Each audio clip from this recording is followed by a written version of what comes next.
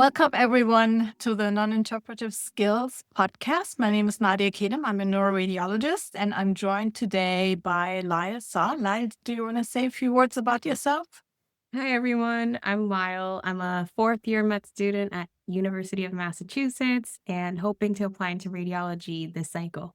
Great. And you told me you just read some chest x-rays and MSK studies today. Yep. Our topic today couldn't be further from actual imaging interpretation because we're talking about coding, billing, and reimbursement. And it's a dreadful topic because there's this whole financial language and has nothing to do with medicine, but it's incredibly important. If you were to say why this is important, how would you answer that? Patients need care, and the care is given by doctors and healthcare providers, but we also need to make a living. So it's a cyclical thing. We need to make money, patients need to pay, but the appropriate amount. So That's exactly right. So people always say we need to keep the lights on. And the services we provide for our patients in all of medicine are incredible, but we need the space to do it. We need the people to do it. We need to pay salaries, pay utilities, all of that. Actually, I read in 2023, there were so many hospital closures, and the main reasons were labor and supply cost pressures and lack of adequate reimbursement. So this is a really important topic. Everybody is doing their darndest to get reimbursed. And so we're going to grind through this today and understand what it is that radiologists have to do to get reimbursed. Before we get into that, I wanted to talk about some of the vocabulary that is being used. So there is this word reimbursement, and people talk about volume-based reimbursement or fee for service versus value-based reimbursement. When you hear these two expressions, what are you thinking of? I think when we talk about fee for service, volume based, if you provide something like one for one, if a shot is given, it gets paid. If an x-ray is taken, it gets paid or it gets reimbursed. How about value-based? What do you think that is? I think in my interpretation, another layer gets added. So yes, you will be compensated, reimbursed for the shot, but is the shot appropriate? Was it necessary? Was it adding value to the patient? If you're seeing a doctor, did they do the right thing? Not just check off all the boxes. I think there is another component added to it. Yeah, that's a good way of saying it. I can't say that I fully understand it either, but the idea is to get away from tit for tat. So when you do something, you pay me and get towards thinking about patient outcomes. Not everything that we do actually improves the patient outcome. And in imaging, we know a lot about that because people order imaging all the time when it's not indicated. So we have evidence-based criteria that we can use to decide. There's also more value to care if we're talking to a Spanish-speaking patient that we have a translator on hand. Things like that play into the quality thing. Part of it is at the time of service, there's the quality element, but part is also in the system of your care provision. Are you set up to meet all the needs that patients have? And whatever you do, does it actually improve patient outcome? Does it advance the care? That's what we're looking for, advancing care. So there are certain metrics that are being used to pay us differently. Very good. Wow, you studied. I did the stuff already. Oh my God. Wow. All right. There is a system for claiming these kind of reimbursements. And who are the people that pay us? Do you know, in radiology or in medicine in general? The Center for Medicare Medicaid Services, I believe. I Yeah. think Who uh, else pays us besides the CMS? the insurance companies. Insurance companies, so private insurance. Yeah. And who else? There's at least one more party.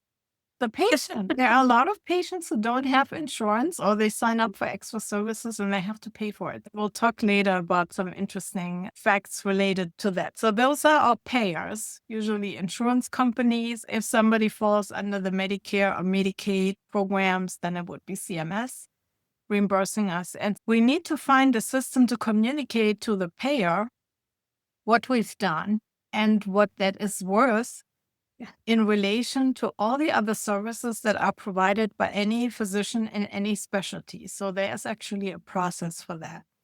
The first element is called a CPT code. It's a procedure code. Have you heard about that? You're nodding. Yes, luckily, even before this podcast, I worked as a front desk person at a allergy clinic for a couple of years before med school, and Uh-huh. a big part of my job was correcting CPT codes and then Oh, you know, matching it with ICD codes. okay. So then first question, what does CPT stand for? It's a current procedural terminology, so Very it's good. updated constantly. Yes, and it's a 5-digit numerical code that is used to code medical services. So each procedure or service in medicine has a code. And if there's anything new that we do, because there's no science or new evidence, then people get together and they create a new CPT code, and it actually defines exactly what the action is. So whether it's measuring the blood pressure, how long it takes, what are the resources you need to have to do this, all of that is laid out in the CPT code. Do you know which medical organization oversees the The CPT codes? The American Medical Association. association, AMA. yep. Yes, correct. So they have a panel of people, and they are representatives from all specialties, and they come together and they hash out these procedure codes. Okay. Now, each CPT code has a value.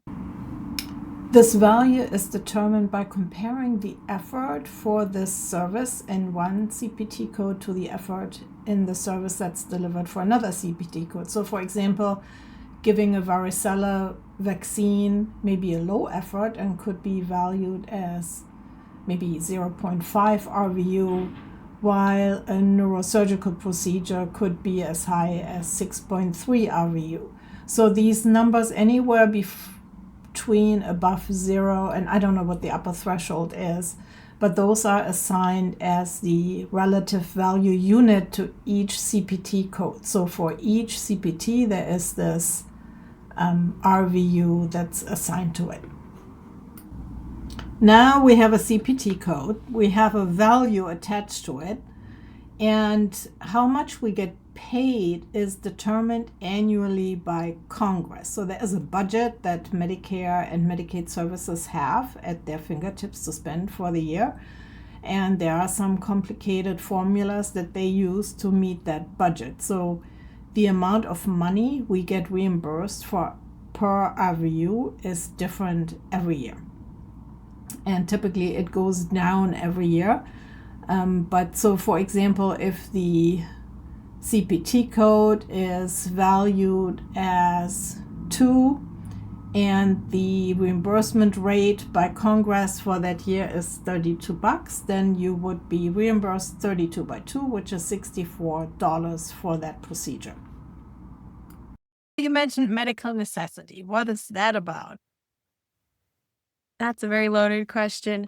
I think all the players have slightly different roles and interpretations of it, but it comes down to, is the CPT code that we're saying we need to do for the patient, is it really needed for the patient? I think, Dr. Kadam, you're going to probably segue into eventually the ICD-10 codes. That's a huge component of deeming something appropriate and then necessary.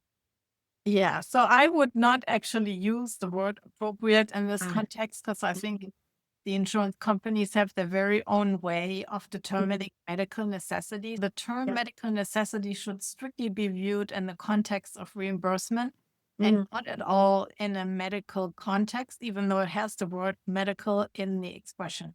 Physicians disagree a lot of times with what insurance companies or payers regard as medical necessity. The way that medical necessity is defined, as it says, it's healthcare services or supplies that are needed to prevent, diagnose, or treat an illness, injury, condition, disease, or its symptoms, and that meet accepted standards of medicine. And what they do in the end is they have a catalog of CPT codes, so all kinds of procedures, and they have a corresponding ICD code or medical diagnosis for which this procedure is deemed appropriate.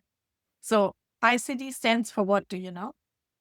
I am blanking, but Okay. It's International Classification of Diseases, ICD, and we're currently on the 10th revision of that. For each diagnosis of disease, for each ICD code, they have a set of CPT codes that they deem medically necessary to help the patient along. That's how the insurers do that. They're supposed to use published literature to determine that, but often rely on expert opinion, of course, experts that they select. And let's think about a scenario of the study is being ordered, right? There's a physician ordering the studies and they provide a diagnosis. And hopefully that diagnosis can be translated in an ICD 10 code.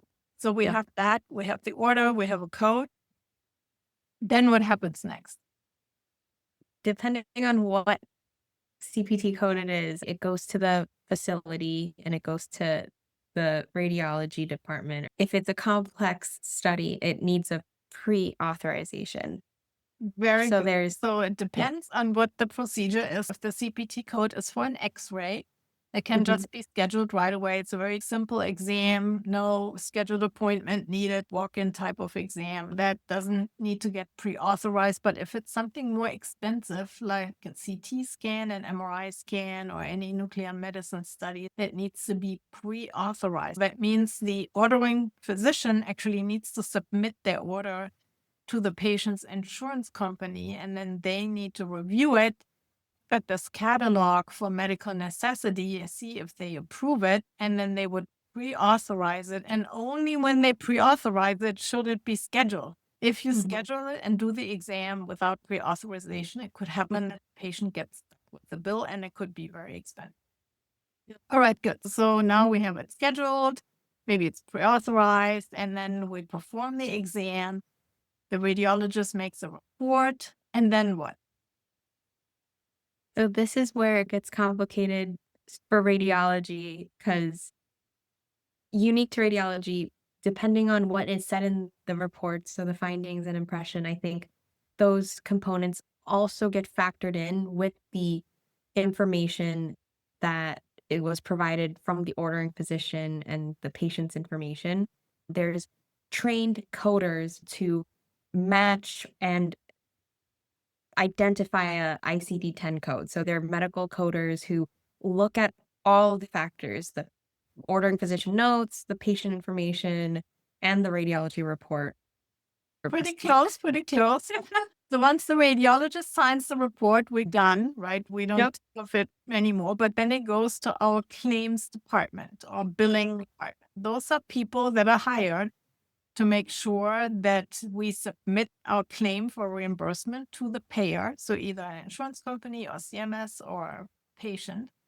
And if it's an insurance company or CMS, we have to make sure that we comply with their rules, because as soon as we submit the claim, they will check on it and then decide whether they will pay us or not. So just because we submit the claim doesn't mean that they're going to pay us. Yeah. We send the claim for reimbursement out to the payer. Now the payer takes it, and first thing they do is to check whether the CPT code and the ICD code match. So they double check the medical necessity. If it required a pre-authorization, they'll check if that one was expired or not. So if it was expired, then tough luck. They don't have to pay you. And also, you have to submit accurate patient data. If you have any typo in the patient name or date of birth or social security number, they can also reject the claim and not pay it. So if they do reject the payment, they typically notify your billing department, and then you have a few days to fix it and resubmit. If you miss that deadline, then you're also out of luck and they don't have to pay. There's actually certain things that you already mentioned that radiologists need to do to make sure that this reimbursement will go through. Because we never think of that. When we make a report, we just interpret the images, we fill in all the blanks in our report template, but do we really make sure that the scan can be reimbursed? Do you know what the very top heading is on a radiologist report? There are different sections in the report. The very top section, do you have any clue what that is? At least for chest x-rays, I could I think it's indications. So above the indication, there's another element of the report that is the exam type. So we have to actually fill in there whether it's a CT of the chest with or without contrast. You have to put all those procedure details, and basically Yep. the name of the CPT code has to be on the top of the radiology report. Got it. So CT chest without IV contrast, or ultrasound of the abdomen, ultrasound of the pelvis, or 3 views of the ankle, or whatever. So it has to be the CPT code, the description of that code. Then you're right. So the next thing is the patient history or the indication. What about that indication relates to billing? Medical necessity or the ICD-10 code matching the insurer's approved list of CPT codes Okay. for that So diagnosis. let's say this. Let's say they ordered a head CT because the patient had a trauma. Is that a match?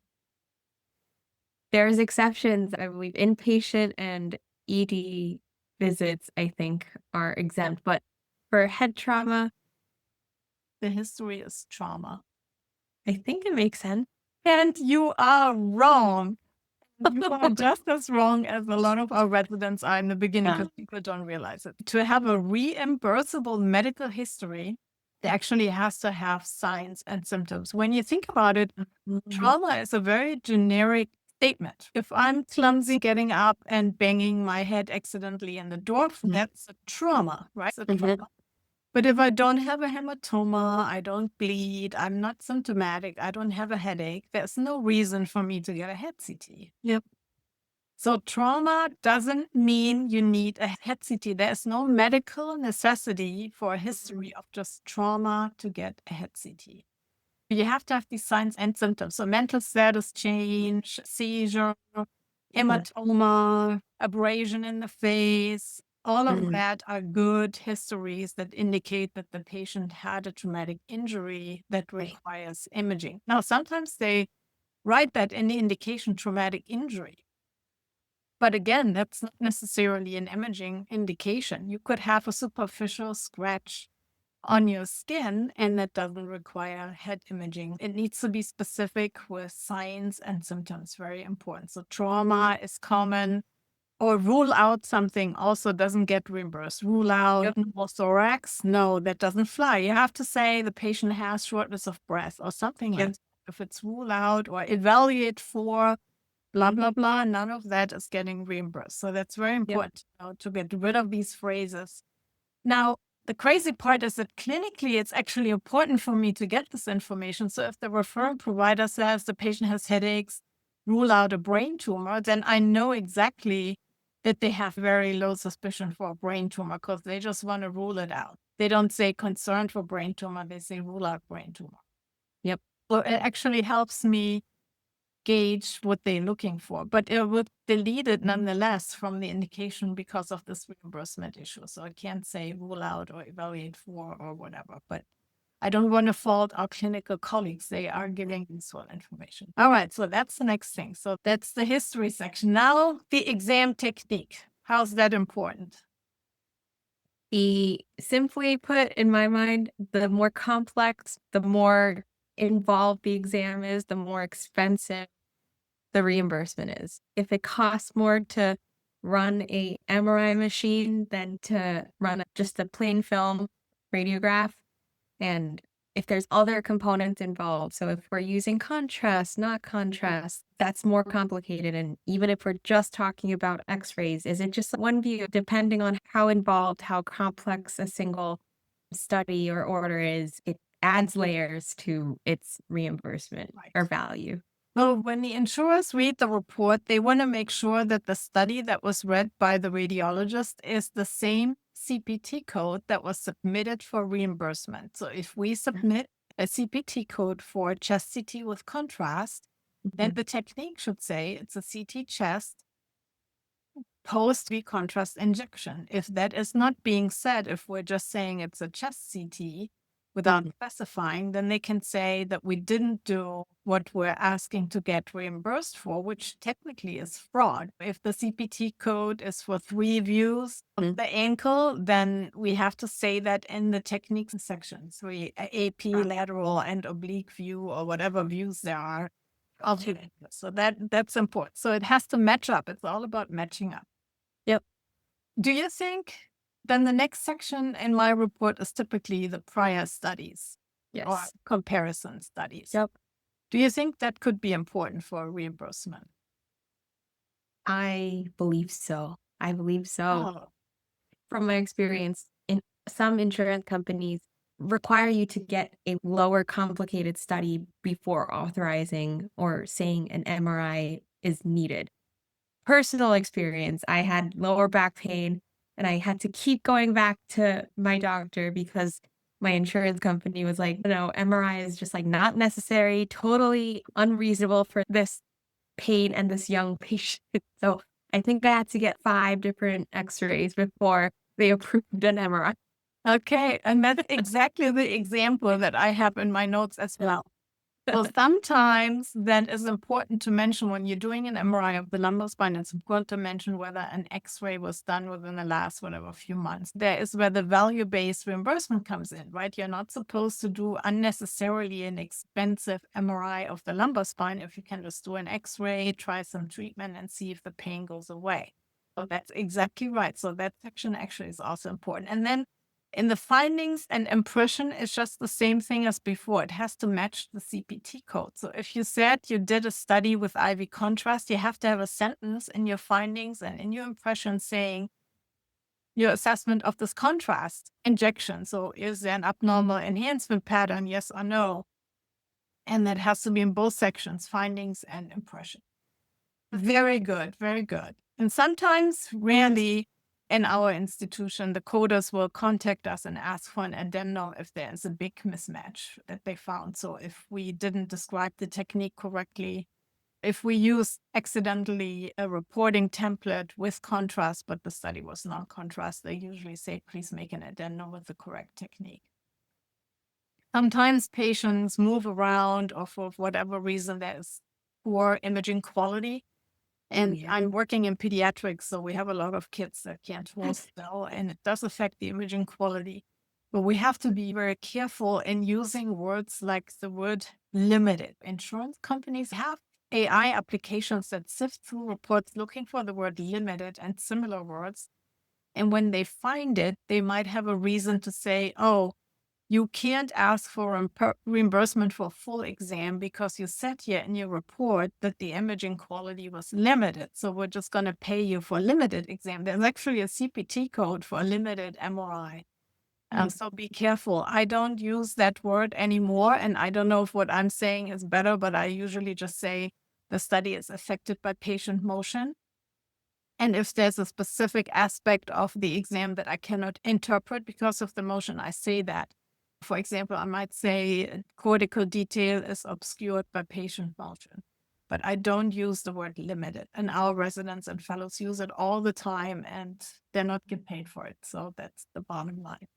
The last thing I say is a lot of radiologists are still resisting the use of structured reporting, which means you have a templated report already in your system and you just fill in whatever applies to the patient in front of you, and people don't like it, but it is so good for reimbursement because it makes sure you have all these elements and at least you remember to fill them in. Okay, good.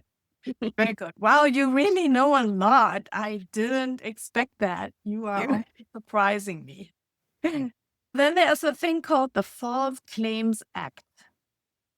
I know because there was a TV show or a movie. There was someone in this rural town, someone from the government came because this small little hospital or private practice in this small town was billing or they were claiming to the CMS or the Medicare or Medicaid that they were taking, I think, 100 chest x-rays or some x-ray a day. And then that had been going on for years. And this woman from the government comes and she pretends to be a patient and she's, oh, can I just get the x-ray done here? And they didn't even have an x-ray machine. So they were falsely claiming. Yeah, oh my God. Hearing stories like that makes me so embarrassed about being a physician when we try our best to really make patients trust us and, take care of themselves and follow our recommendations. And you hear stories like that make it to the news and it completely Yep. destroys all this work that we try to build with patients. All right, good, good. We almost covered everything. The last thing that I wanted to talk about is that these terms like the bill and cost and charge and reimbursement and what's the difference between it. What do you think is the difference between cost, charge, and reimbursement? Let's say the cost of a CT of the chest, the charge for the CT of the chest, and the reimbursement for the CT of the chest. I'm gonna give it my best shot. I think the cost of it is what it takes to actually get it done. The technologist, the machine, and bam, what it needs. And then the charge is we add other factors that went into producing or getting the results probably. And then reimbursement, it negates certain factors. So it's ultimately what is given back to everyone who was involved in taking the CT, like the machine and the doctors involved. So I think it it's dependent upon what stage we're at, like the cost, the charge, and the reimbursement. Yeah, that's with it's not so much the stage, but it's just different things. So cost is exactly like you said, it's the running cost for lease, rent, property taxes, utilities, salaries, insurance, all of that, what we have to have in place to provide the service. The Mhm. charge, you could say, what we're charging for our services, we think we're so great that we should be paid much more than whatever the RVU Mhm. or the calculation is. But whether you get reimbursed for what you charge, that's a different question. So the insurance companies we already talked about, they have their own scheme. There's a percentage of what you ask for that they will reimburse. And for CMS, it's just on from a catalog that they pay for. Roughly, that is the difference. Now, I wanted to just at the end mention the poor patient again. So if we send a bill to CMS, the same service, let's say a CT chest without contrast, we might get paid, I don't know, I'm making this up. Let's say around number $800. Mhm. But our charge is, let's say, $1,200. We send a claim for $1,200. CMS reimburses us with 800, and then we're fine with it. But if the patient doesn't have insurance, we send the patient a bill for $1,200, and they have to pay that bill for $1,200. So there is that difference, even though we're accepting happy with CMS just paying us 800, but we expect the Mhm. patient to pay the full 1,200. There is some aspects in the system that are not completely fair. Anyways, that's all we need to really discuss today. And you are phenomenal, really impressed with all you learned about reimbursement. I hope I got it all right. And if people learn something differently, they can let me know in the podcast. That, Lyle, I thank you very much for the session today, and I'll see you next time. Yep. Awesome. Thank you.